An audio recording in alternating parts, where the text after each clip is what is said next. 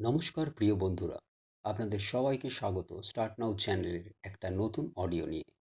আজকের বিষয় discipline in student life.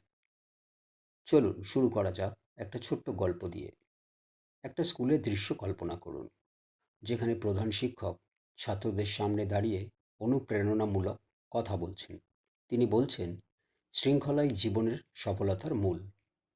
ছাত্র জীবনে শৃঙ্খলা মানে সময় মতো পড়াশুনো, নিয়মিত ক্লাস এবং শিক্ষক ও অভিভাবকদের পরামর্শ মানা।